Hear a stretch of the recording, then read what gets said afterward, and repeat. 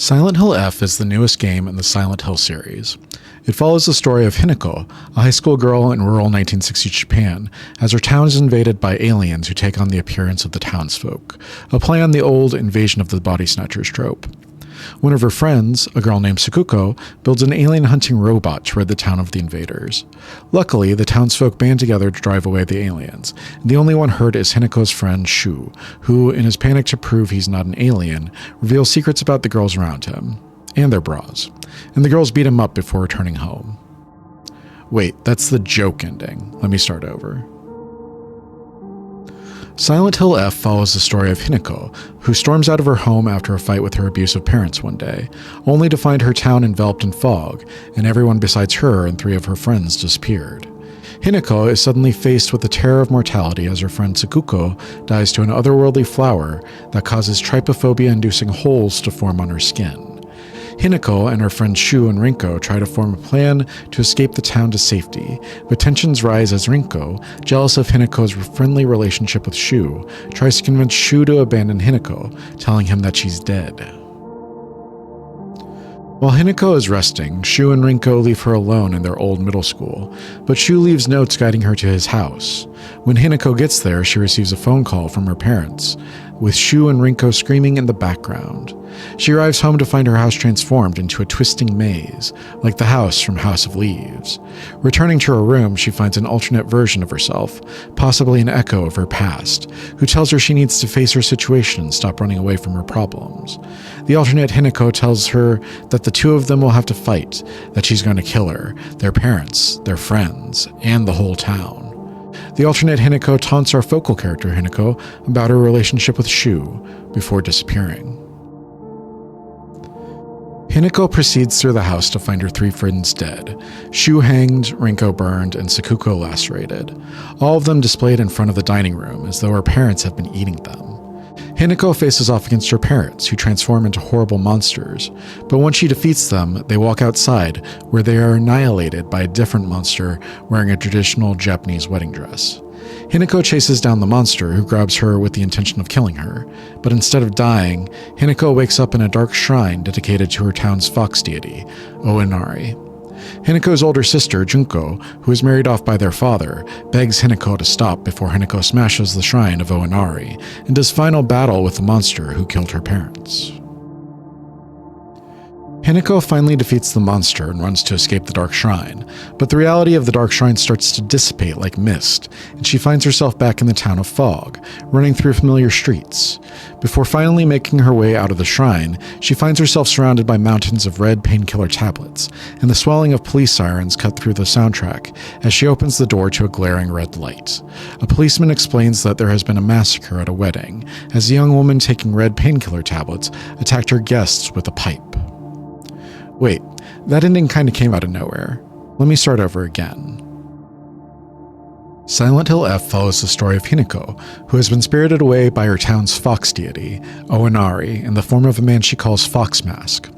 Fox Mask has fashioned a key for Hinako to open the gates of the spirit world. As Hinako takes the key, Fox Mask excitedly asks, "So you accept my gift?" Hinako, who doesn't seem to understand the significance of accepting a gift from a deity, affirms and follows Fox Mask deeper into the shrine. But as she does, she is attacked by enemies, in an ominous red light that causes her to lose sanity, a game mechanic that affects focus in combat.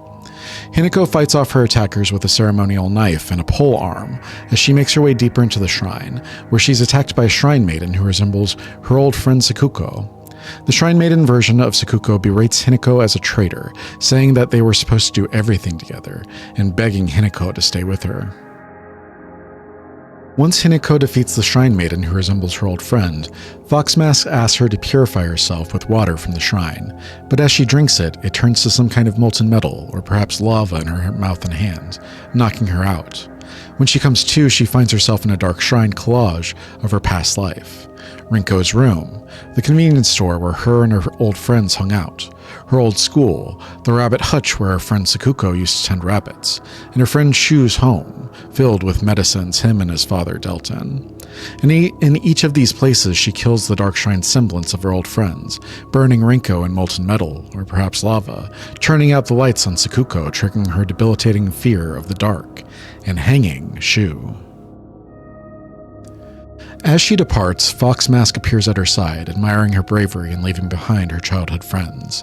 As they move on, Fox Mask and some of his shrine maidens offer Hinako an unusual wedding gift, a fox arm. Hinako allows the shrine maidens to cut off her arm and replace it with the fox arm. Then she allows them to press a burning hot brand to her back, marking her as one of Oinari's and Fox Mask's. And finally, they cut away part of her face in order to place a fox mask upon it from her cheeks up, leaving a trail of blood leaking down her face. With this step of the ritual complete, they are free to walk one of the corridors of the shrine, like a bride and groom, as the other denizens of the dark shrine stand by at their sides. However, at the end of the corridor is another shrine maiden, this one bearing the semblance of Rinko. Hinako and Rinko fight, and when Rinko is defeated, Hinako begins to experience confusion about who she is. She feels as though she is two people, Shimizu Hinako and Hinako belonging to the Fox Mask. Fox Mask assures her that she is his Hinako. Hinako is led to the final chamber, where she and Fox Mask exchange rings in front of a statue of two foxes. In the final step of the ritual, Hinako and Fox Mask are given antlers wrapped in rope, which they place atop the altar of Oinari. Hinako's skin bursts into red flowers, which poke holes through her as she blooms into something new, the same monster that killed Sakuko, Hinako's friends, and her parents in the town of Fog. Dark Shrine Hinako appears in the town of Fog, standing over the child who was once her. Her older sister Junko, wearing her own Dark Shrine mask, tells her it's time to finish it. Hinako comments on how beautiful the town is, now that it's covered in the red flowers, as she makes her way up to her old home in order to slay her parents, while an alternate version of her wakes up in the Dark Shrine. But wait, if it was the death of her parents that inspired Town of Fog Hinako to pursue the monster, how did the Dark Shrine Hinako kill the alternate version of herself before making her way to slay them? Is causality somehow breaking down? Has cause and effect reversed? Let's try another story. Silent Hill F tells the story of Ebisugo-oka, a small rural Japanese mining town built upon a spring.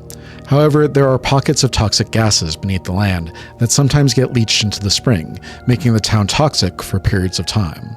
The townsfolk have constructed their own mythology, in which the toxic gases come from one of the heads of Orochi when it was cut off. In their telling, the head became a toxic dragon, but the town fox deity, Oinari, protects them from the dragon. One day, after a fight with her abusive parents, a young girl named Hinako goes out into the town and never comes home. It's never explicitly stated that she's a victim of the toxic gases, but it is visually implied by a radio broadcast in an empty kitchen. Okay, we're now 4 layers of story deep, and I still have questions. How much of this is real and how much of this is metaphor? What is the actual story here? Silent Hill F asks players to go through 3 or 4 complete runs in order to unlock its true ending. There is a common ending on the first playthrough that everyone will get, which ends with Hinako being arrested following a drug-fueled massacre at her own wedding. There is an ending in which Hinako's best friend Shu arrives to stop her from getting married, but she chooses to stay with her betrothed Fox Mask, whose name we learn is Kodayuki through the game. And she ends up fighting off an Asura, a type of powerful demigod, that appears to be controlling Shu. Eventually, Hinako's husband and Shu come to respect each other over their shared love of Hinako. In another ending, Shu arrives to stop the wedding, and Hinako runs away with them. Not in a romantic way, Hinako just decides that her place isn't with Kodayuki. Kodayuki becomes angry and controlling, and Hinako fights him until he stops.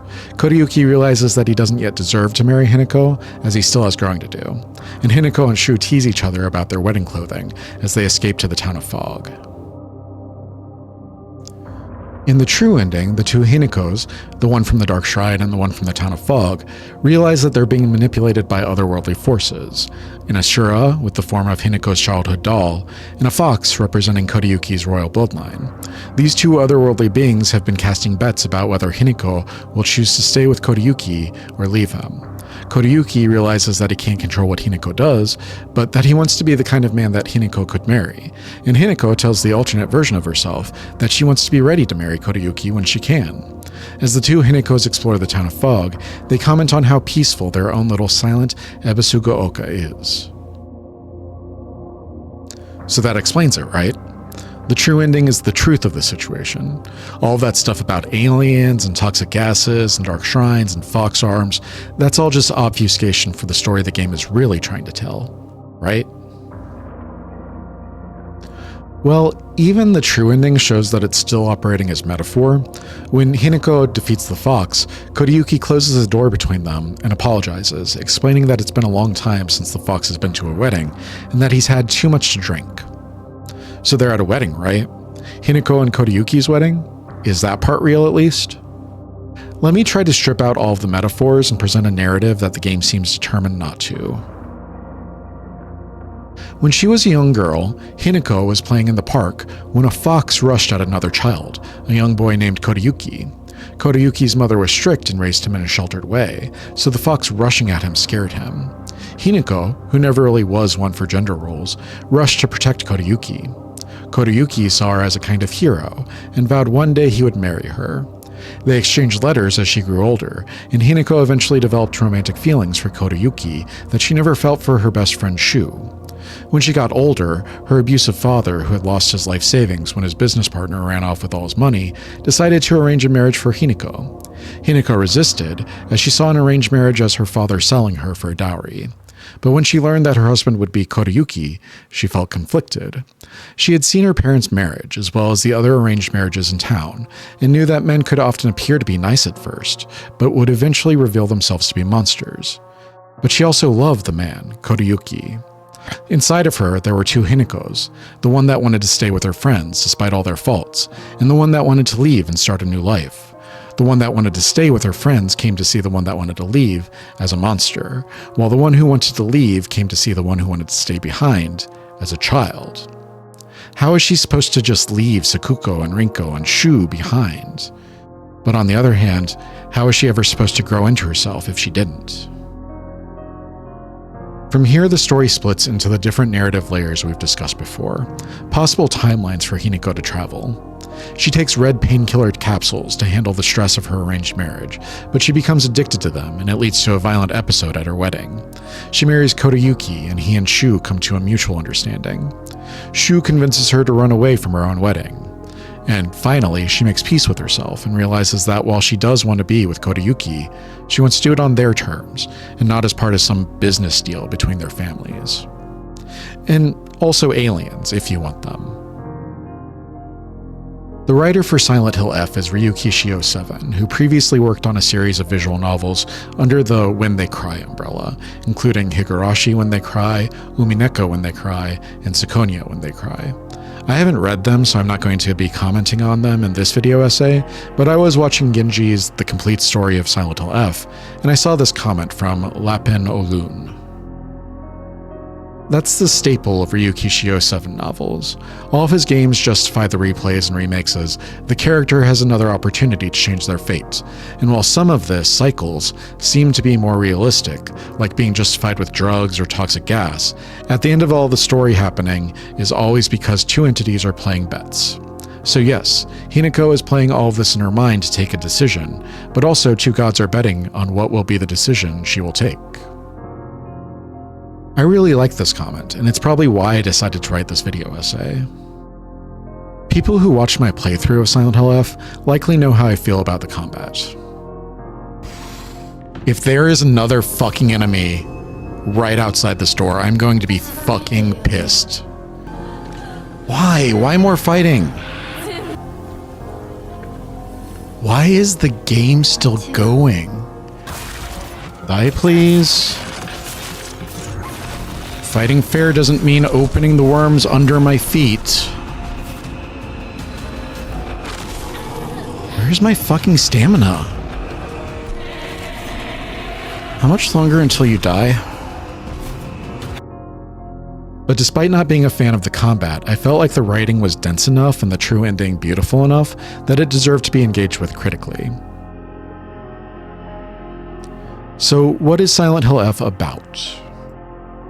Silent Hill F isn't super subtle about what each of its individual parts mean.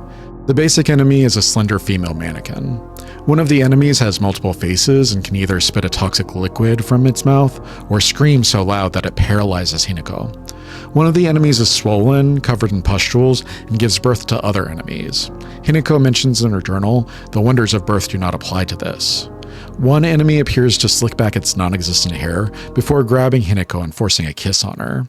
As horror speedrunner Punchy says in his playthrough, this whole thing smacks of gender. But because there appear to be multiple layers of narrative all sitting upon each other, I've seen a lot of people expressing confusion about what it all means. Is the game about the Japanese patriarchy? Is it about how marriage sucks? Is it about the perils of addiction? Yeah, it's probably about all of those things.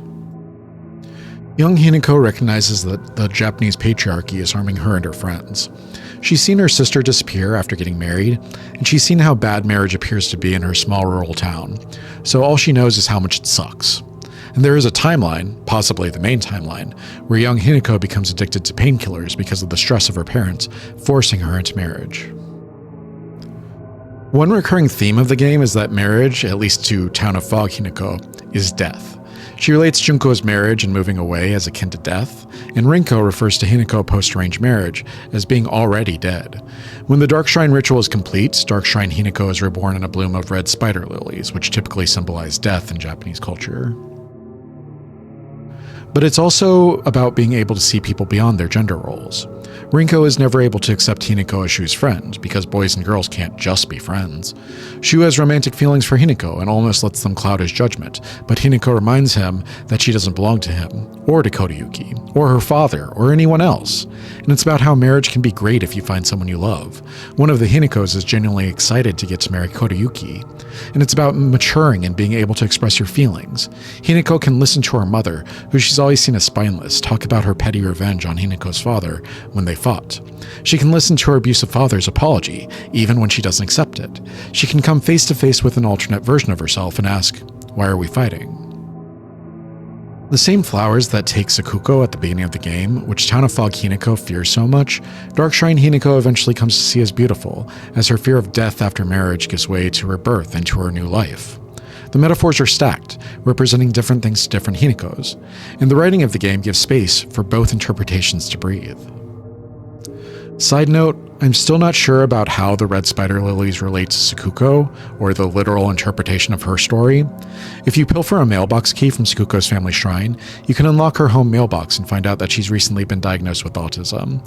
Through the Dark Shrine section, where you explore her friendship, you find out that she goes back and forth between being extremely clingy to Hinako, who she sees as her only friend, and extremely hostile to her, imagining that Hinako is only tolerating her and doesn't really see them as friends. Sakuko makes Hinako promise that they'll do everything together, and when Hinako gets set up to get married, Sakuko starts calling her a traitor. Sakuko is the first, and the only one that we actually see, taken by the red flowers. When she heard that Hinako was getting married, did Sakuko go out and lose her virginity to keep pace with Hinako? Did Sakuko end up getting married first to try to outdo Hinako? Did she just friend break up with Hinako, so Town of Fog Hinako feels like she's dead? Am I just chasing a red herring? I want to go over just a few last pieces from the game before moving on to the next section. The first piece is a plant with hallucinogenic properties that is imported from the West, and it's described in the game as allowing people to converse with themselves and the gods. In his video, How Silent Hill F Connects to the Other Silent Hill Games, Max Jurat connects this plant to White Claudia, a drug used by the cult from the original 4 Silent Hill games. This is not only another explanation for what's happening to Hinako, but also a bridge between Silent Hill F and the Team Silent games. The second piece is the name of a town, Ebisu-go-Oka. Ebisu is a reference to one of the Japanese gods of fortune. I'm paraphrasing from the YouTube channel Deities and Dungeons because I'm not super knowledgeable about the history, so if you have more information or a good source, please let me know in the comments. Ebisu was born to 2 gods, Izanagi, one of the last primordial deities, and Izanami, his twin sister wife. Ebisu was named Hiriku, the leech child. He was born with physical deformities, so his parents cast him in the ocean to drown. But instead of dying, he swam to the shore and taught himself to walk. Ebisu became a symbol of resilience, fortune, and fishing. Despite his physical disabilities and being cast away at birth by his parents, he is often depicted as jovial, a mirthful god. This might be a stretch, but while watching regular Eyepatch Wolf's I Have Thoughts on Silent Hill F, in one of his takes he pronounces Ebisu as Abisu. It made me think that maybe the name Abisu was chosen because it sounds like the English word abyss. The abyss has been brought up in Silent Hill 2, both the original and the remake, as being indicative of a darkness within James. As James takes leaps down into dark holes seemingly leading to nowhere, he could be said to be plunging into the abyss. The second part of the name, Ebisu Gaoka, it simply means hill. So Ebisu Gaoka can also inhabit two meanings, both facing the terrors of Silent Hill while maintaining your resilience and humor, like Abisu, as well as facing the abyss within you, and both meanings can coexist just as the two Hinakos can coexist with each other.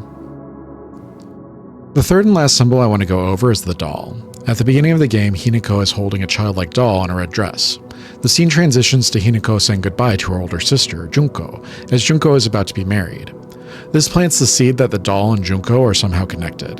Throughout the playthroughs, the doll shows up to offer Hinako advice, such as, don't trust Foxmask. In the shoe ending, the doll paralyzes the Dark Shrine version of Junko so that Hinako can smash the Oinari Shrine. Up until the final ending of the game, I had assumed that the doll represented Junko the sister, while the Dark Shrine version of Junko represented the Junko who got married and disappeared. In the true ending, the doll is revealed to be a vessel for the Ashura, who has bet that Hinako will not marry Kodayuki. It was a well-written twist for me in that the game never stated that the doll was Junko, but the visual language of the game made me assume that it was. Finally, I just wanted to say that if you're into this style of storytelling, I'd highly recommend checking out some postmodern texts. If you're into games, check out Virtue's Last Reward and Alan Wake 2. If you're into movies, check out Akira Kurosawa's Rashomon and Charlie Kaufman's Synecdoche, New York. If you're into books, check out the previously mentioned House of Leaves, John Barr's short story collection, Lost in the Funhouse, and Kurt Vonnegut's Hocus Pocus. And if you do check out any of those texts, please come back and tell me if you like them. Silent Hill F is, at its core, a coming-of-age story in which a teenage girl must reconcile her two inner impulses, which can also be said about another Silent Hill game, Silent Hill 3. The first Silent Hill game follows the story of Harry Mason, looking for his adopted daughter Cheryl, who disappeared after a car crash in the town of Silent Hill.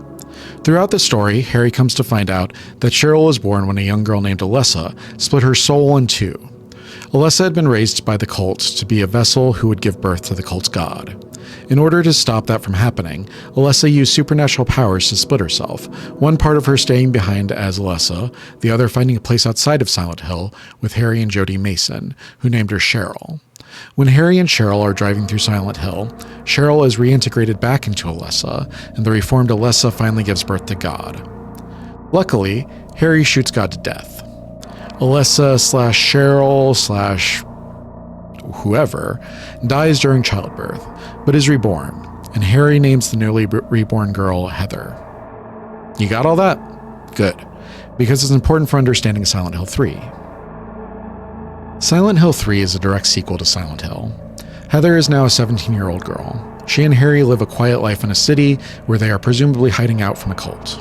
One day, Heather has a nightmare at a cafe in the mall, which freaks her out. As she goes to leave, she notices an older man following her and ducks into a bathroom to avoid him.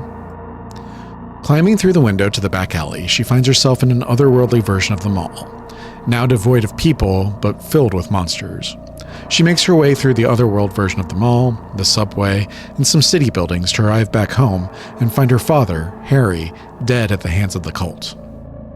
She rushes outside to find a monster, which she kills, before the old man from the mall, Private Detective Douglas Carland, offers to drive her to Silent Hill and track down the cult. From here, Silent Hill 3 becomes a revenge story. Heather returns to Silent Hill and revisits locations from the first and second games, navigating through monsters and defeating a dark mirror version of herself, before confronting Claudia, a member of the cult who was the originator of the plan to use the then Alessa, now Heather, to birth God. Heather starts to give birth to God, but swallows a capsule of Agliofotis from a capsule that Harry gave her for her birthday. The Agliofotis stops God from being born, but Heather coughs up a god fetus that Claudia eats, before Claudia ends up giving birth to God. Luckily, just like her father, Heather shoots God to death. Just as a side note, there's an equivalent of the Agliofotis in Silent Hill F, in the form of the Agura no Hote-sama, which is a local folk remedy Koriyuki says removes Hinako's corruption in the Koriyuki ending. In the normal ending to Silent Hill 3, Heather pretends that she's going to attack Douglas, but she laughs, revealing that it was just a joke. As her and Douglas talk, she decides that she's going to go by Cheryl from now on, as that's the name her father gave her.